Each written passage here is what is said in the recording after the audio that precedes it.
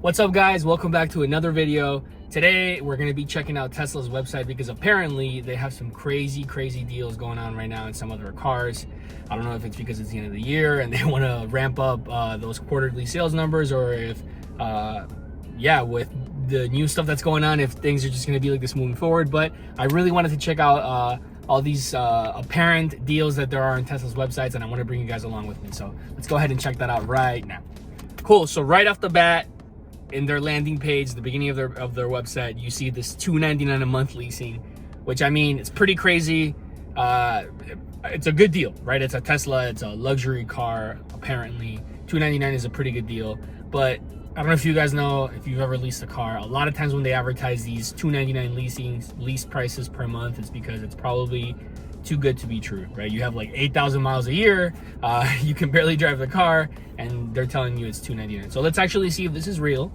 Right off the bat, let's start with the newest version, which is the Model 3 that has the facelift and the redesign.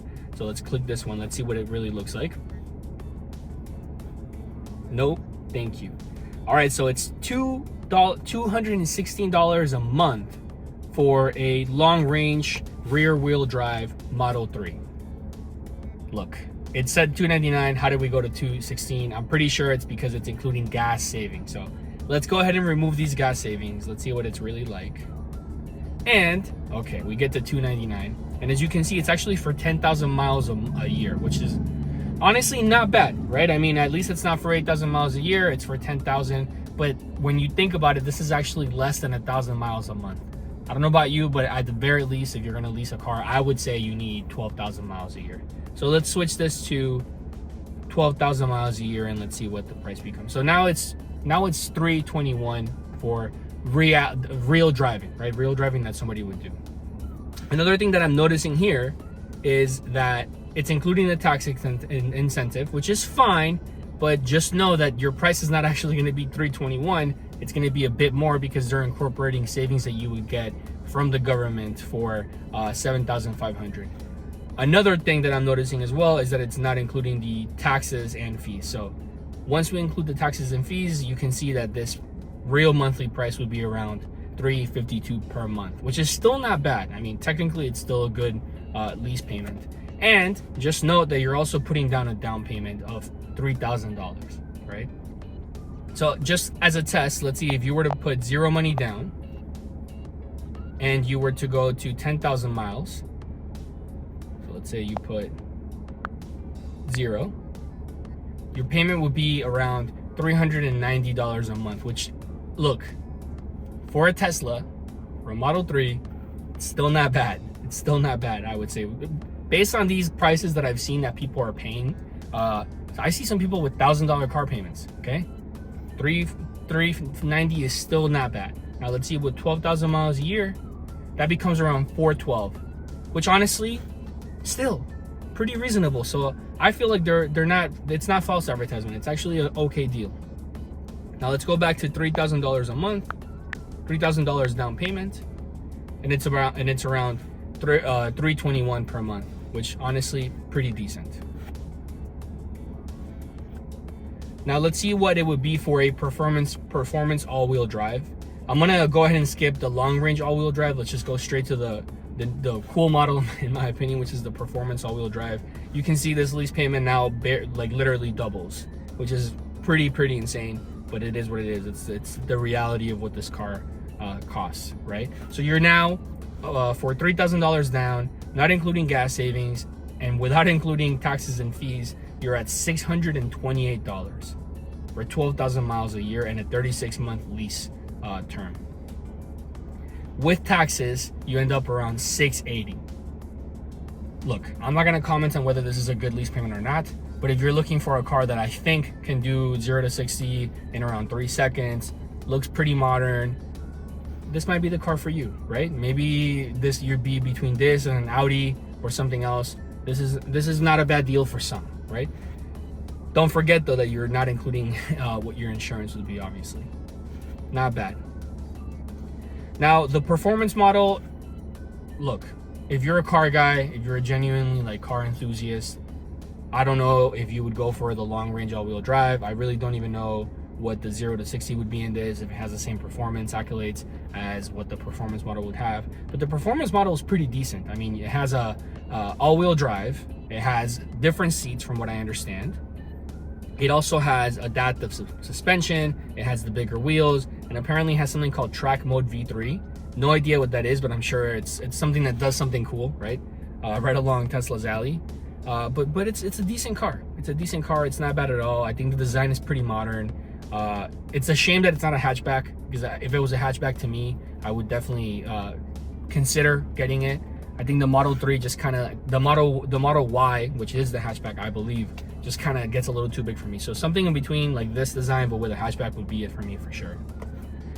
Colors wise, look, I'm not a huge fan of the stealth gray, but I think that this blue is really, really nice. I would definitely consider getting it in this blue. I don't know why they charge extra for a solid black. But colors wise, I don't think you have too many choices. It would be cool if Tesla were to do like a frozen color one day. And I think that if you're getting this, you have to go with the white interior. The white interior with the blue looks really solid.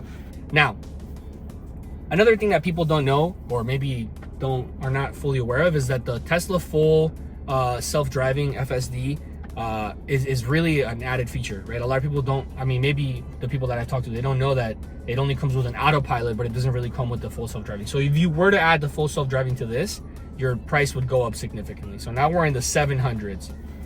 Now, of course, we're gonna need a home charger. We're gonna need also probably a mobile charger. I don't know why it doesn't come with it. And all these other things we can skip.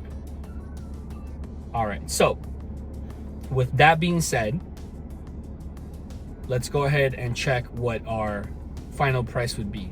So we're around $762 a month. I don't know if this is including, right, okay, so let's go ahead and include the taxes and let's see what it's really at. Oh, I was wrong, by the way. The leases already include the tax incentive.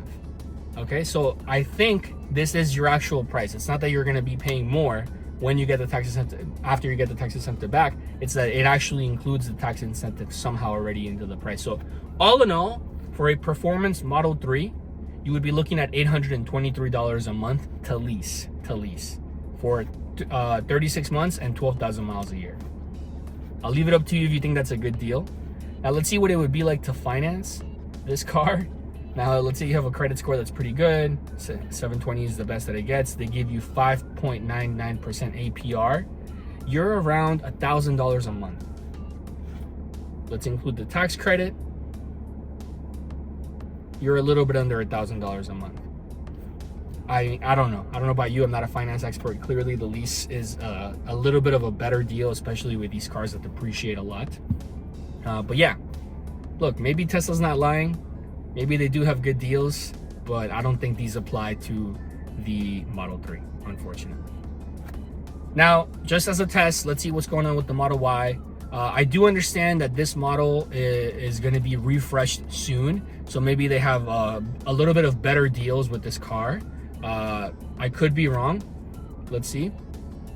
It doesn't look like anything changes in terms of the prices. Let's go ahead and include taxes, and let's switch to the performance model.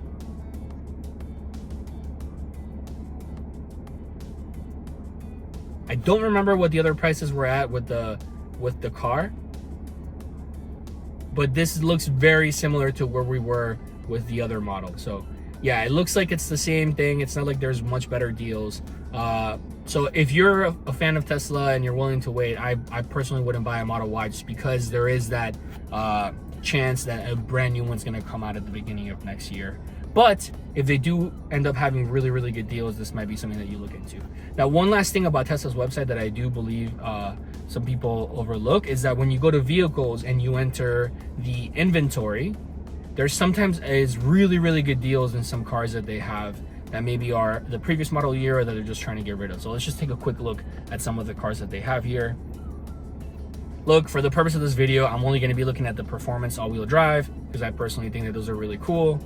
And let's see what they have. So right off the bat, there's some new vehicles that just look like they're really discounted. I mean, I don't know if maybe there's a trick in terms of the price, you can see that some of these are being sold for sub $37,000. And these are the performance models as well.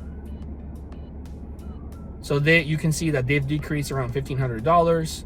This one doesn't include the full self-driving, which obviously is an option that you can add because it's more of a software update. But yeah, I mean, they have some good deals. So if you're looking to buy a Tesla, maybe don't look into ordering one. Maybe go check out their inventory because there could be some really good deals on some of their cars. And if you don't care about buying a brand new car, there are some used ones as well that there are some good deals on. The only thing that you have to really consider here is that the tax credit is not the same as with buying a brand new one. I think it's $7,500 for a new one, and it's around $4,000 for a used one. I could be wrong about that, but I think that's the savings that you get. So yeah, guys, that's it for the video. I just wanted to take a quick look at their website, kind of explore to see if this is really something that's happening. It looks like it is. I mean, obviously, if you're willing to go for the base model, Model 3s and Model Ys, you could get a lease payment around $350, $320 a month for around 12,000 miles a year. And to be honest, I would say that's an okay deal based on what's out there, based on the way that dealerships are charging crazy amounts for these cars. Maybe that's a deal that you're willing to take. Thank you guys for watching the video. I hope you subscribe and check out some of my other videos and other things that are coming up soon. Appreciate it.